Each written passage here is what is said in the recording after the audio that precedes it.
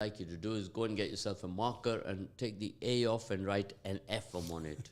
That's what you're going to have to do. And then you run to your mobile phone and you catch us on an iOS. If you've got an Apple phone or you've got an Android phone, it will take me the next hour to go through all these rituals to you, to explain to you with what's happening with modern science and technology, radio technology. I don't have an hour. I've only got a little time now to share with you until the end of the program, but you can call me on 0116 482 2086, or you can text me or WhatsApp me 077 488 55055. Of course, earlier on, before we had a break, I was talking to you about a very inspirational happening yesterday when we were doing a little bit of a pre-interview with a guest, and I was talking to him about the taxes from A to Z, and we came to Z and explained to him about the Zakat tax and went through that with him. What is Zakat? What is the essence of Zakat? And how much is it? He asked the question. I told him 2.5% of your earnings. Now, of course, then they asked more. They said, well, does that mean if I've got a business and I've turned over £100,000 that I have to give 2.5%? I said, no. 2.5% of the profit of what you made. So if you made £10,000, 2.5% equates to £250. You'd give that to a charity or poverty, or that is what it's for. That particular tax, the Zakat tax, is to alleviate poverty. And there are different sectors where you can attribute it to. Poverty across the globe, poverty right at your doorstep, and that is what I explained to him. And he turned around and he told me, you know what I'd like to do? I've got a new range of products and I want to give that 2.5% to a charity that you can nominate to me. And that was from someone who's not from the Muslim faith. He was a person with no faith. But he said, this is the essence of humanity. So I'm going to share that little story with you, all of you listening in right now, and also with my esteemed guest here who has joined me today, Mr. George Merchant Ballentyne. George, how are you this morning? I'm good, thanks for asking, and salam alaikum and Ramadan Kareem to your listeners. Wa alaikum salam. Now, the way it goes is I pause and I say to you, assalamu alaikum, and you reply back, wa alaikum salam. Yes? And this is a greeting. And we're going to share many things with George. And as I mentioned to you before, George has been in the Leicester scene for a long time now. How long, John? George, can you tell our listeners? I came and lived in this area in 1987. 87. So all of you who were not born in 1987, you now know the truth. So it's quite a long time, almost 30 years, George. But more than that, more than 30, isn't it? That's right, yeah. Now, here's all of you to test you for your knowledge on accents. Now, you can feel the accent of George right now. You can feel the positive energy from his sound waves coming down the radio technology through your iOS phone or your Android phone. Where is George from? This is the question for all of you out there. So if you're listening right now, send me a text on 07748 855 and that excludes the 1,328 people that know George that he has on his mobile phone right now. So because you will know the answer and it won't be fair. So all of you others, if you can let us know. So George, this is a way to test people. Yes. Are they paying attention? Are they paying attention to their country? Mm-hmm. Do they know the dynamics from the north of England to the south of England, to the west of England, to the east of England? And even parts that are not England. To put their voice recognition hats on, to listen to a person to say, well, what part of the country is he from? Now, George, we have a lot of things in this planet that differentiate us from each other, isn't there? But what is one common bond between us all? You know, when you ask a question like that, my academic background is in English literature, and I think of Shakespeare with a quote from The Merchant of Venice, Shylock, the merchant, speaking out against anti-Semitism in his own lifetime and directed at him. He says he has got that speech with the line that everybody remembers: "If you cut us, do we not bleed?" So that everybody, that common vulnerability, that common feeling of if you attack someone, they feel the pain. I think that, to me, that is a very common kind of thing.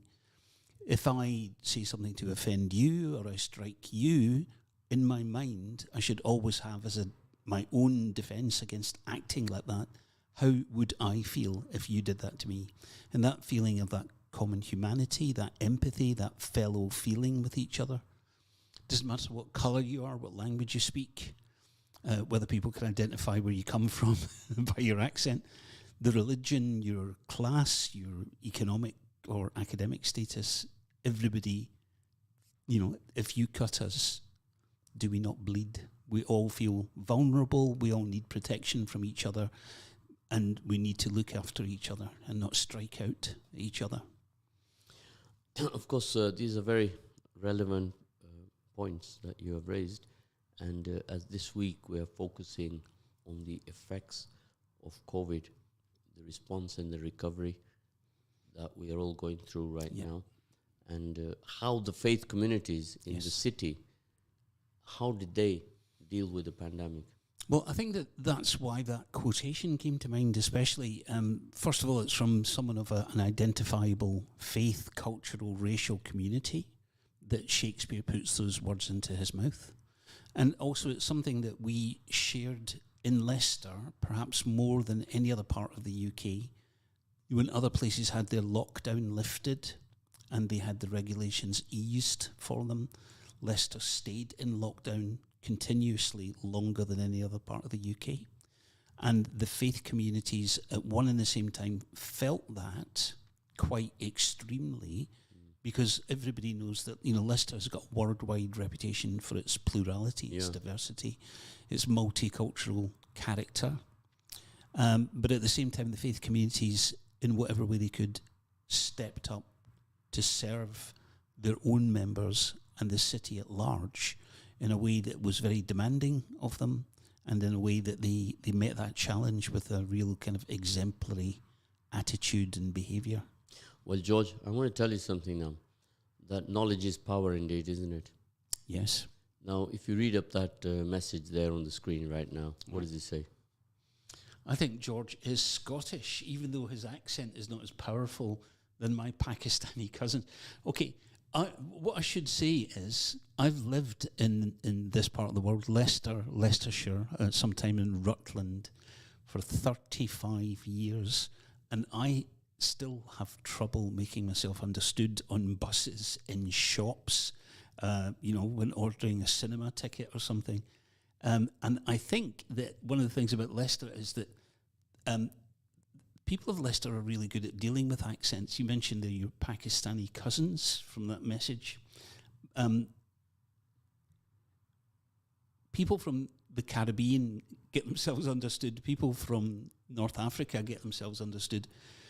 Someone from Scotland has to repeat and repeat and repeat before they can actually make themselves understood in Leicester. That's my experience. What else have we got?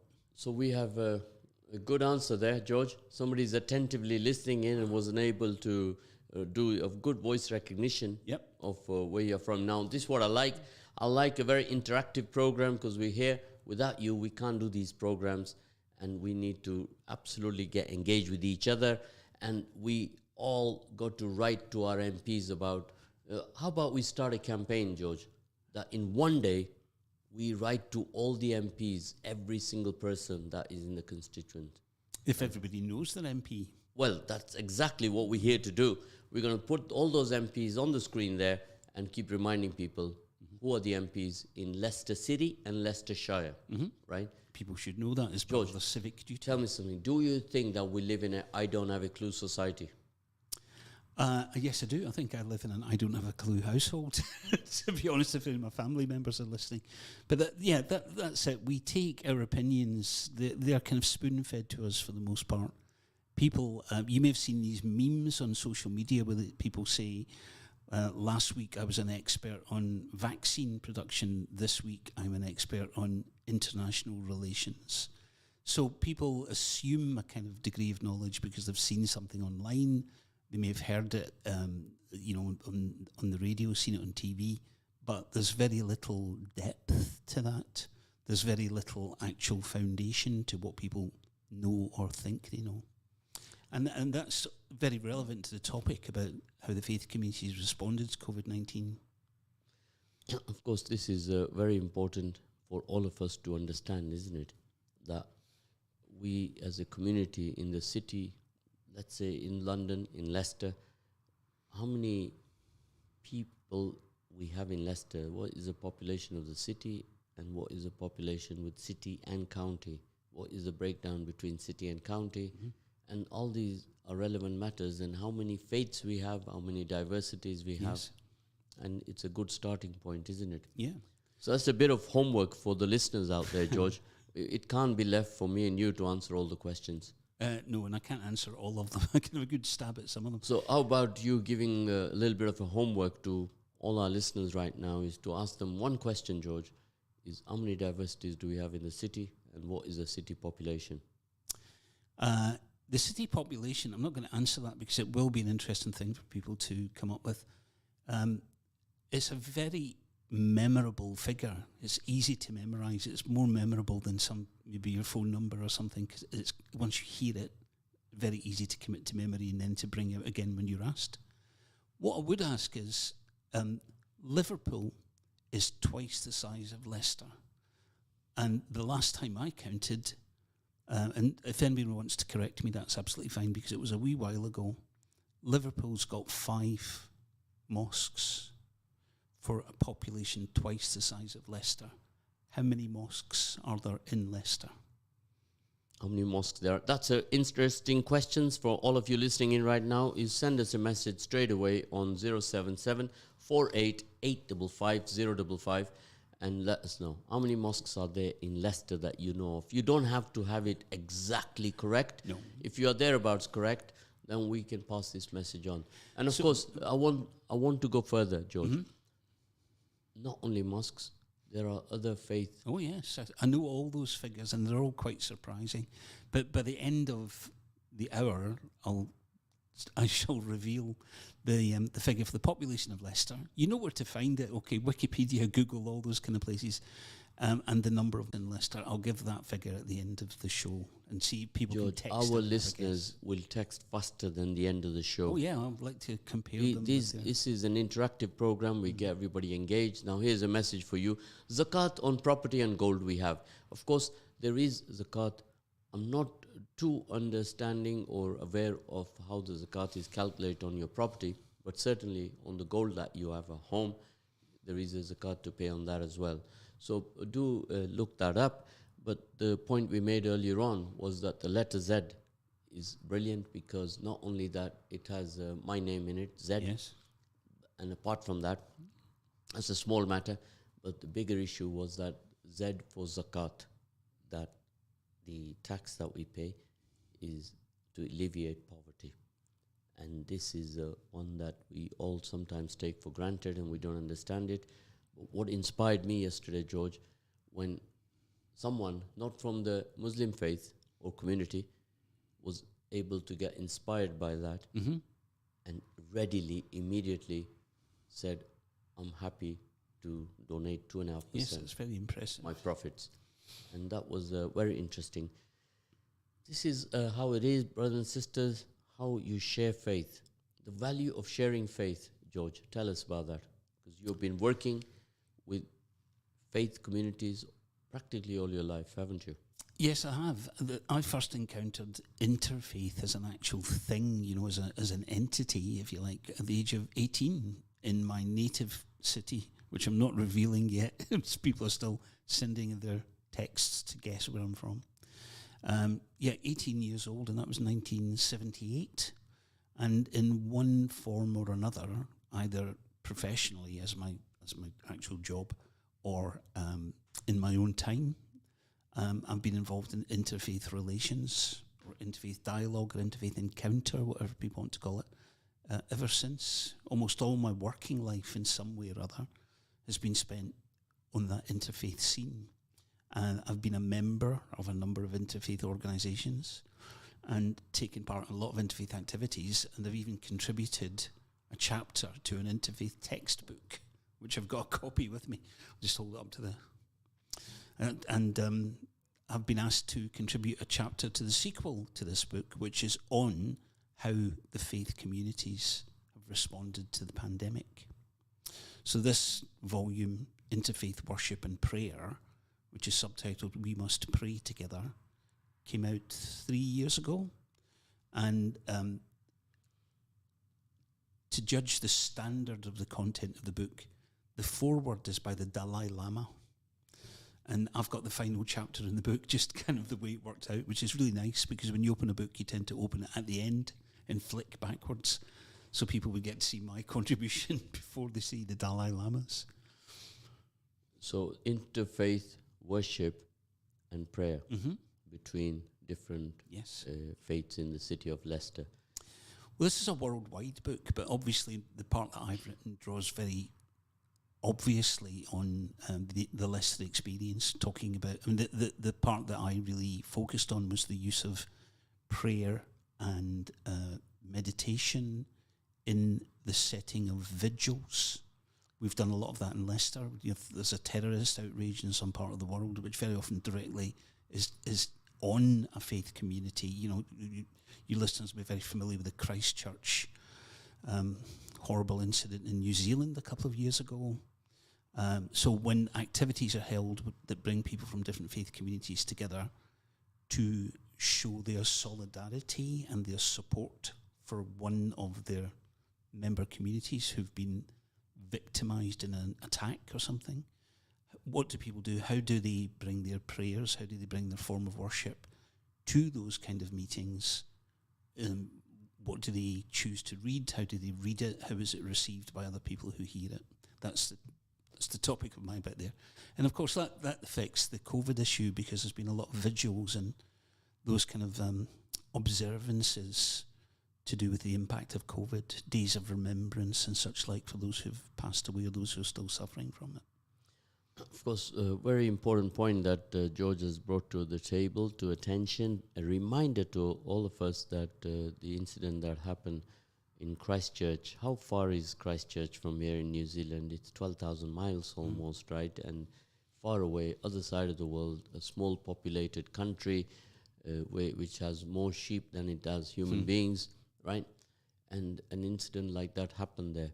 Yes. Inspired by incidents that have been happening across the globe, where one faith has a beef with another faith purely by following the norm of media and the norm of social media. And this is the weakness of humanity. Well, those incidents aren't usually perpetrated by somebody. You said, one faith has a beef with another faith.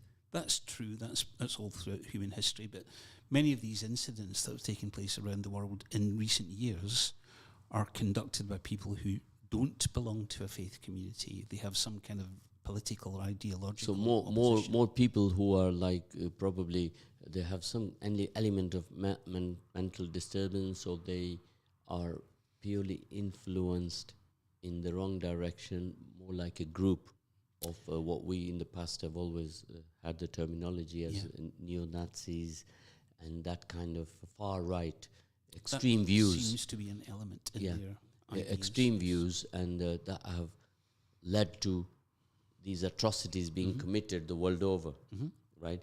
And then where the difficulty is the reporting of these incidents and the terminology used, and then you start getting the ostracizing of one faith or one group of people against the other. I'm not that sure I would agree with that, because I think that now reporters, editors, certainly in mainstream media, are very attuned to diversity. You can see that reflected in the kind of people who deliver the news. We were, for example, we're quite big on mastermind in our house. My 14-year-old stepson, Alec, and I usually try to... Yeah, he often beats me when we're watching Mastermind, and that's presented by Clive Myrie, who is clearly the kind of person that we didn't see on the news 20-odd years ago. And when he popped up in Kyiv, reporting in the very early days of this current situation in Ukraine, we were really concerned about this. You know, here's one of our favourites from TV in the front line, as it were, for this war. And people that we see in the media are normally, I think, much more sympathetic and much more attuned to that plurality, not just of the world that we live in, but the media world as well. Yeah, I don't think... George, are you familiar with the terminology which says wrong answer? Not from you, but from one of our listeners there. Okay. Read up on that screen, George. Read up on that screen. Aberdeen. Well, you know, somebody had up earlier, I think George is from the south. Now, if you lived in Aberdeen, and I've got one of my schoolmates lives in Aberdeen, then I would be from the south, because I'm south of Aberdeen, but not south of here. I don't know where he came up with that one from. I don't have a Bournemouth accent or something. So you're south of Aberdeen. South of Aberdeen, yes. Yeah. So it's the location. We're playing here location now. Read the rest of the answer there. Okay, so people... How many masajids in Leicester, the mosques? People are giving their... And it's going to be nice if people are able to guess without consulting online. No, but that's just a pressing and guessing answer there. 35 masjids in a population of 358,000. In the city of Leicester. Yep. And then somebody below this has put 562,000 population of Leicester. George, can you tell me if they are referring to Google or are they pressing and guessing? I think that they are genuinely playing the game and that they are not referring to Google, because those numbers are not that accurate. So shall I give them the Zed Tell Off in the morning, guys? Well, use that phrase, wrong answer. That's quite a good tip. Have you ever been a teacher? I would like to be when I grow up. I'd like to be a teacher when I grow up, yeah. Because you had some real authority in your voice when you said that. Definitely, wrong I will look to be a teacher when I grow up. Mm-hmm. Now, these guys, what I'm going to send a message to them right now, live on 87.9 FM, is wake up, dress up, and show up on time with the right answer. Yeah. Right? So, George, go on. Tell us. What, now, already? But the people are still in the throes of guessing, and we've still got, 20-odd minutes to go or something. So you want to leave it till the last 5 minutes? Yeah, they can exercise their grade. So guys, carry on the messages coming in, because you make it interactive, you get engaged with us, and we're going to make a plan, George, before we leave Ramadan, that the whole of the city of Leicester to write to their MP, right, by email. Mm-hmm.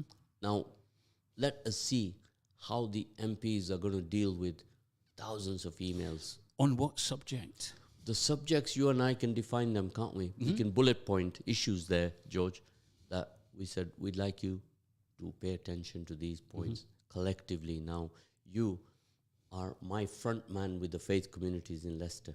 So you will coordinate with all of them, and you'll make... Some people get paid to do that. George, this now is for the community, right? Here's another message out there, right? How is Abdul Hamid? Okay, I'm going to find out, make a call, and let you know how is Abdul Hamid, right? And George is that the right answer? George, read it, please. George is from Dundee. I've visited Dundee twice in my life. Twice. But somebody's posted up there about homelessness. Yeah, put that up again. Let's read that message and see what that is. Mm-hmm. So that is Salam's brother Zed. Read that out, George. It's closer to you. Too many people think being homeless means sleeping on the streets. That's not true. Being homeless could mean a family or person living in a hostel or a bed and breakfast until they're asked to move out. The reason I think that's good to bring up now is there's someone from Help the Homeless Leicester coming on tomorrow, who's going to be the special guest. And their topic, their specialist area that they would answer you questions on is... How did COVID-19 impact on the homeless people in Leicester? What did his organisation, Help the Homeless Leicester, do to work with those homeless people. And also, he's a practicing Muslim, so it's very relevant for Ramadan. And now, all the work that the faith community did across the board during this pandemic, yes, stretched as far as working with the homeless as well, and feeding the vulnerable. Yes, it did. There were many of the masjids, mandirs, gurdwaras, churches, synagogues, 2 synagogues that we have in Leicester, for example, converted their buildings into bases for food collection, food distribution. There was one that I worked with particularly in the Loughborough Road area, which is near where I live, which was doing 3 hot meal deliveries a day to people in the locality. And one of the really excellent things about that was that these places of worship and the communities were not just doing this for people who attended their place of worship, who belonged. They were doing it across the board in the everybody society. who needed it. They made great efforts to identify vulnerable people who couldn't leave their home for any reason, and to look after them all through that period of lockdown. Now, I want all of you listeners right now to fully understand and appreciate that there was a collective effort. There still is a collective effort of all the faith communities still working together, who are trying to bring positive change, to do their part. Every one of us in the community has to play a role in effective change and to do their part. Right. Now, part of I was on a show the other night with you, and I'm into Radio Ramadan. I know what your objectives and goals, your mission is. It's quite interesting that when the places of worship were allowed to reopen, the regulations that were imposed upon them were not suitable for masjids. They were not suitable for gurdwaras, not suitable for mandirs or synagogues. They were only really suitable and only really catered for churches. Because what you were allowed to do when these places of worship reopened did not suit the style of worship or the manner of worship or the traditions of worship that the minority faiths in the city and in the country actually followed. The way that you were supposed to conduct yourself in a building, just even how you would enter and exit the building and what you were allowed to do inside it, did not work for Muslims, Sikhs, Hindus or Jews. Okay, you have some messages there, George. It says, Brother Z, again, population of Leicester is 562,000, and that is the city of Leicester they're referring to, and the number of mosques. George, I'll let you read that. Okay, so 75 is the guess, the biggest guess. If any of you remember, there was a game show on TV about 20 odd years ago with Bruce Forsyth called Play Your Cards Right. And whenever the contestant would guess the value of the cards, these big cards they would have on the set, he would either say higher or lower, to indicate which way should you go to win the big prize. It's higher than 75, so higher. Okay, to say to that. Just to give a little biscuit for iftari for that particular caller, the message they've sent is that they're pretty close. They're closer than anyone else. So they deserve a biscuit for that. But the important thing is that when I introduced this, I said that Liverpool has got twice the population of Leicester. And I visited there, the last time I was there was about 15 years ago, and they had 3 masjids.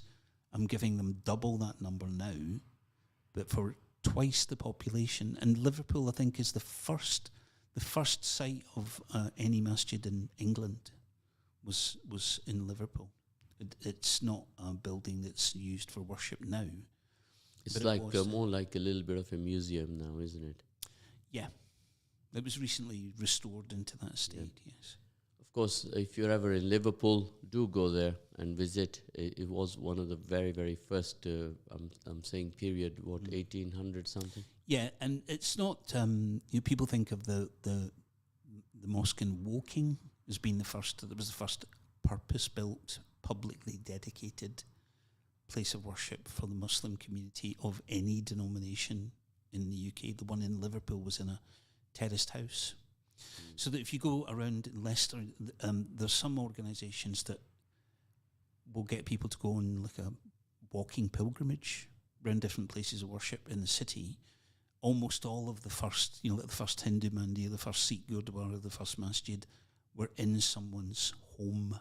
The home was dedicated as a place of worship. So they're all terraced houses. So everybody listening in right now, we are having a very interesting discussion here with George to understand that faith is common ground to humanity. Faith in something, yes. Yeah. And when people of different faiths come together, they share experiences, and they learn about each other, their tolerance level, their education steps up a gear. Yep.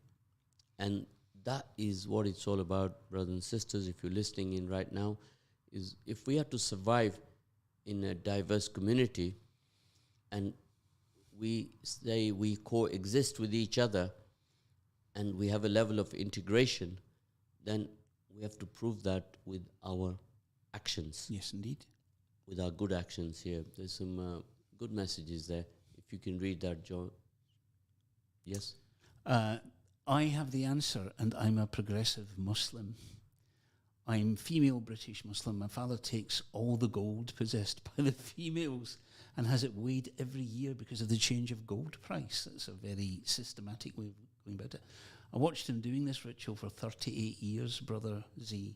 Also, if you own property and rent it out, you must pay from that. From T. This person identifies herself as T. Of course, that is very good for us all to be reminded of where to pay the zakat, how to pay the zakat, because if you have a rented property, and I think she's referring to me, right? She's talking about me. She's not talking about me. That's and then the income from that rented property has to also be qualifying for payment to zakat. This has got a kind of contemporary newsy kind of aspect to it, because you know that the government is increasing the national insurance levy, so that national insurance is taking out of earned income. It doesn't apply to property. So that if you own something and you're renting it, that's not a form of income that national insurance is paid on. So it's a way of, if I'm going to be direct about this, just for the kind of shorthand, it's a way of punishing workers, but not levying the same kind of weight on property owners.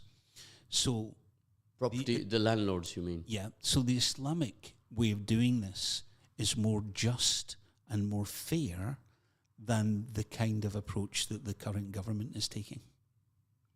Of course, these are very interesting topics, and obviously they require a lot more discussion, debate, and understanding. And we can only do this with empathy, with compassion, and we can move forward with building strong bridges between us as members of our community.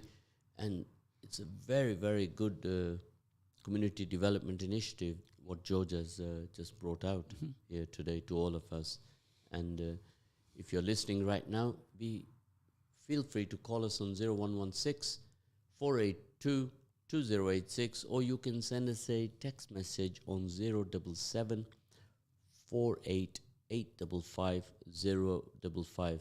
Here's another message there saying the Peace Centre Masajid also opened its regular food bank to the whole of Leicester during COVID and ran their food bank since 2013. That is a well-known initiative across the city and now, valued by a little bit of people. History for all of our listeners. When the Peace Centre was first being initiated, it had a huge backlash. Oh, yes. Absolute huge backlash. And that was not at all fair, because look, years later, what they've turned around and done. I remember in the very early days, all the young people who have engaged with the Peace Centre and the originators of the Peace Centres, the founders of it was Maulana Lockhart. Yes. And they were going out clearing snow from the people in the vicinity. And they started doing these initiatives to develop their communities. And today, those communities have started to engage with the Peace Centre and working together as a team. And will you recall that, George, that period? I recall it very clearly. There were those incidents, for example, where a severed pig's head was laid on the door of the Peace Centre. And certainly I attended a number of public meetings that were held in that area to address those issues. The local people, they really rejected that kind of approach and that kind of negative response. They were able to identify the small number of people who were responsible, and they weren't defended by their community, and the police were able to take action against them. And it was front page news on the Leicester Mercury, for example, made the national press. And the majority of the people in that area were welcoming of the Peace Centre and have been the beneficiaries of its actions in the community.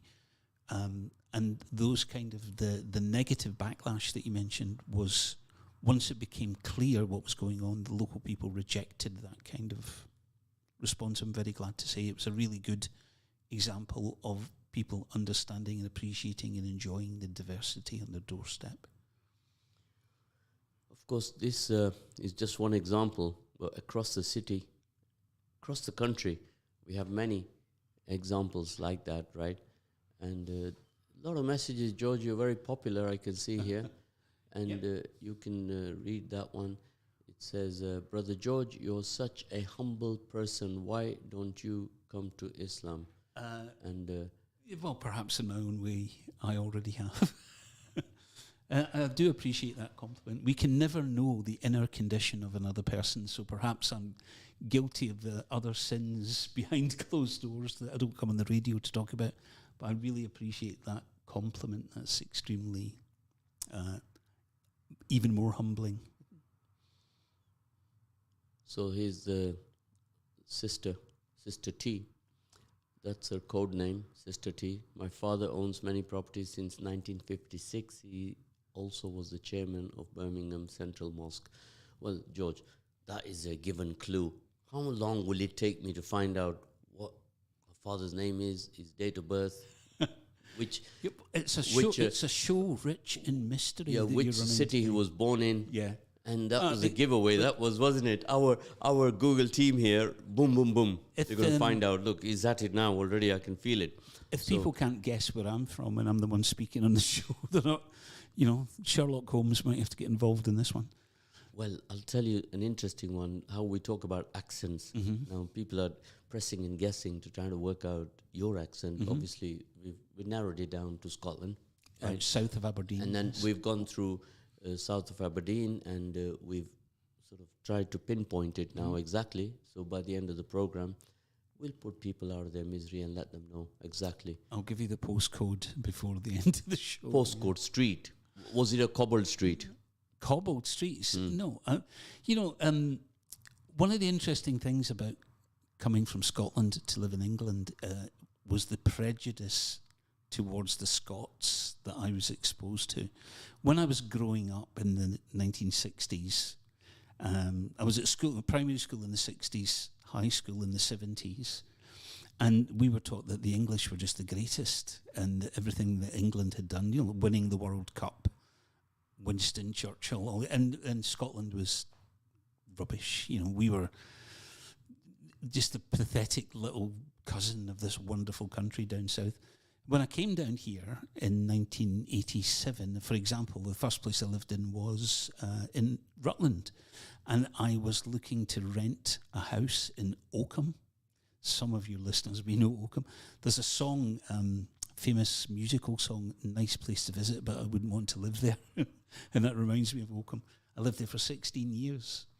And when I was first looking to rent a place, I was shocked that so many of the houses had outside toilets, because Scottish homes don't have that. There was a huge, huge campaign when I was a kid to make sure that every house in the country had an inside toilet and bathroom. And when I said this to the estate agent, I said, I'm just so surprised. Everywhere you send me to has got, the toilet is outside in the garden. And he said to me, but you're from Scotland. You should be lucky that they've got toilets at all, because you don't have toilets in Scotland, do you? Wow. And also I've heard people in England absolutely shocked that Scotland's got electricity. The inventor of the television is Scottish. You couldn't do that without electricity. So there are many of these, You know, when people have a very prejudicial attitude towards folk who come into the community from somewhere else, I'm an economic migrant. I came down to England because there was no work. You know, I was newly married, had a young child, and no future. And coming down for work really put me in the same position as many people who've come from much further away and lived in Leicester or other English cities, because I came here for a job. So it's not just the accent. When I lived in Oakham, you know, you'd attend functions or parties or meetings of some sort, and you were okay as long as you didn't speak. And as soon as I opened my mouth, the first thing someone would say to me was, "You're not from round here, are you?" So I'm familiar with the kind of thing that, you know, friends from India, Pakistan, Bangladesh, Uganda, Kenya. Of course, now you mentioned Uganda. Yeah. Now I'm going to tell you about a game changer concerning these toilets outside. Yeah. So when we came from Uganda, once upon a time, 50 years ago, and we came to an area, terraced houses, Victorian England, Yes. and the toilets were outside. Yep. So all of you listening right now who were not around then, who have never seen an outside toilet, all the terraced houses had the toilets outside, and the coal bunker was outside. The coal bunker, yes. Right. We did have one of them when I was growing up, yeah. Now, in some terraced houses, you had one toilet which was shared by the terraced house next door, Yeah. right? And you'd go out there with your own toilet roll. Now, of course, we came from Uganda. We were not used to that kind of lifestyle. We had inside toilets, you know. So when the Ugandan Asians came, they put some steam into the word extensions, Yes. right? What they did, they took the coal bunker and they took the toilet and they bricked it up and they brought that inside. So they made the toilet and the coal bunker became a shower. And they stopped using the steel bathtub that used to be in the kitchen. Yep, put in front of the open fire. Yeah. Now, yes. I'm not talking about 1920. I'm talking about 1972. So when the Asians came here, they brought here some education. They brought here some culture. And they demolished the outside toilets. Yeah.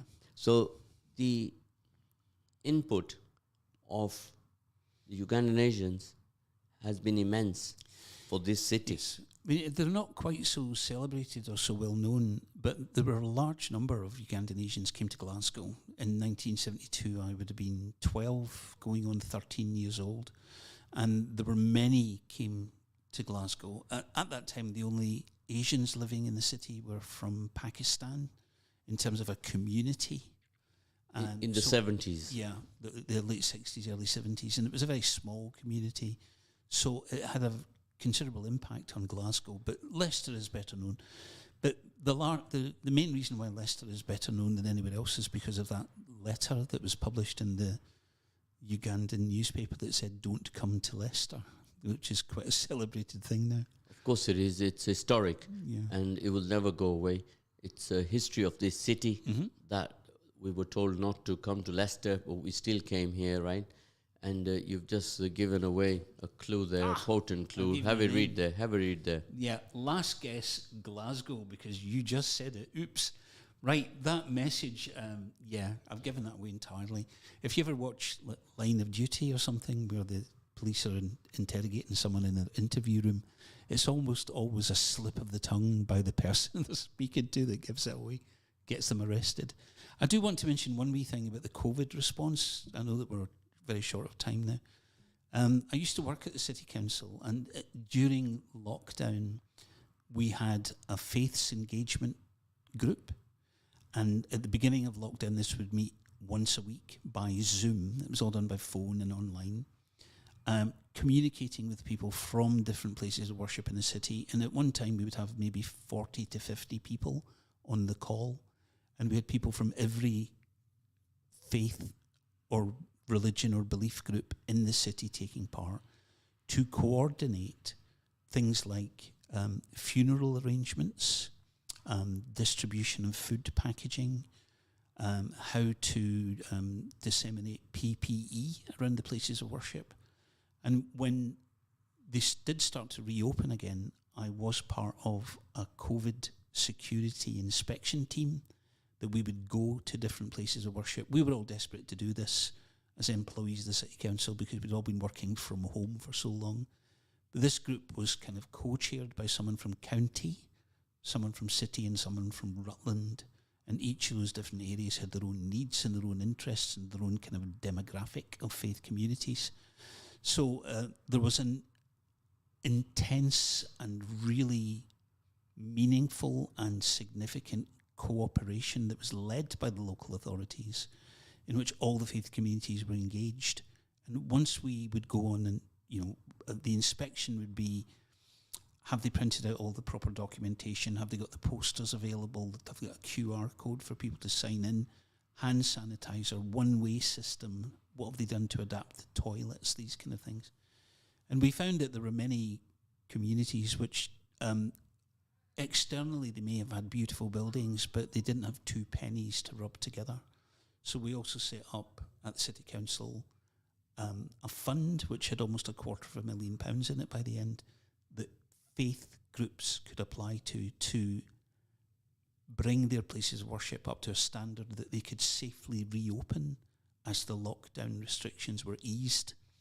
So it was, to me, that was, somebody used the word humble earlier on one of the messages, but it was a very humbling experience to go into those places of worship with the priest, with the imam, with the secretary or president of the group, and have them walk us through how they had prepared it to reopen and to be able to serve their congregations again.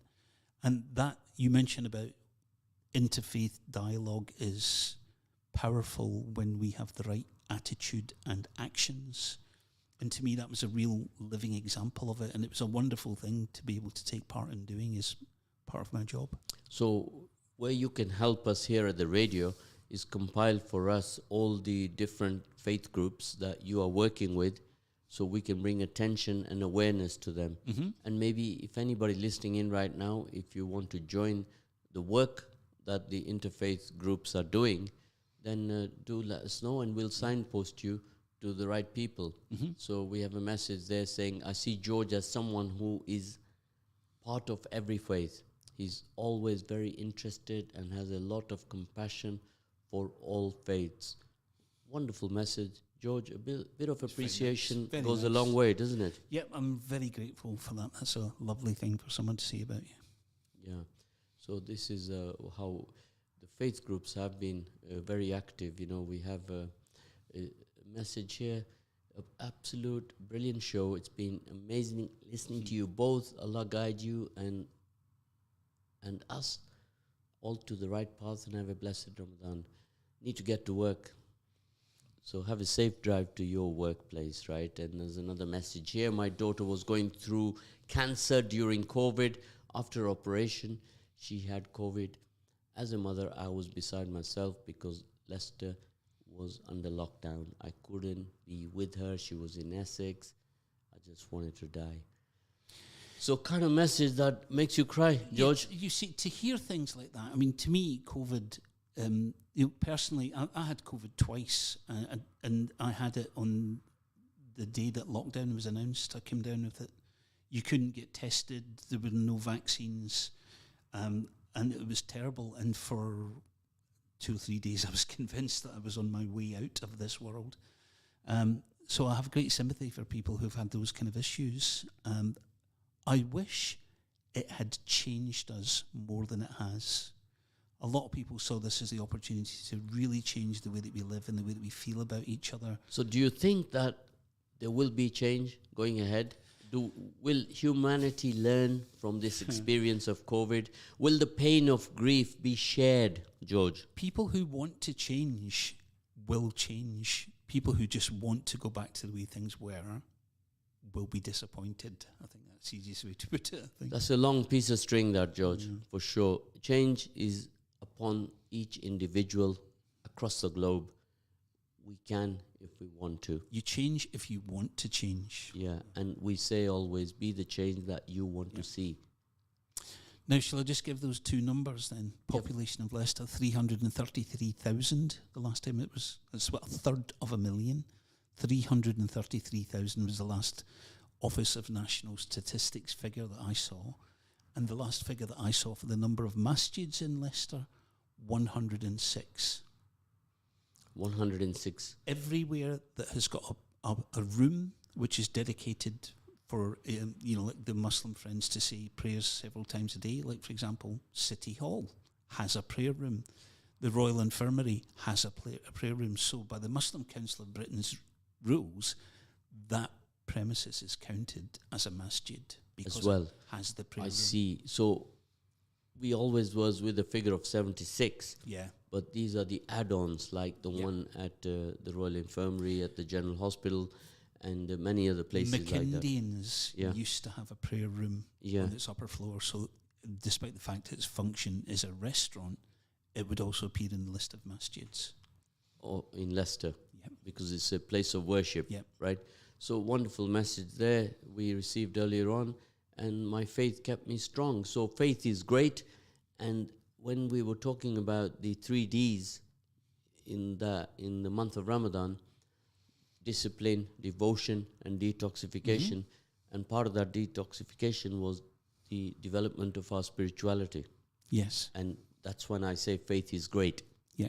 So, George, today, just an hour has gone by so quick, right? And we should continue these discussions ongoing till the end of Ramadan. And I'll pass it over to you, George, before we close.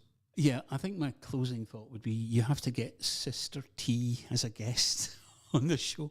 I know who she is, and she would make a magnificent guest, and then I'll send in a lot of texts when she's on air. She would be a very good contributor to this. It's an honour and a privilege and a pleasure to be able to take part in this programme, and I may come back before the end of Ramadan. Just a quick one there, Brother Zed and George. It has been great listening to you both. I shall definitely tune in rather than spending extra time in bed. You can be in bed and tune in. Okay, that's the great thing about the radio. Great stuff. So it's been absolutely wonderful talking to you all today. We'll be joining you tomorrow with another wonderful guest, and 2 guests, in fact, tomorrow we have. And we shall continue the work that we're doing. Please do join us. We can't do this without you. We love you all. Jazakallah khair. And all the best.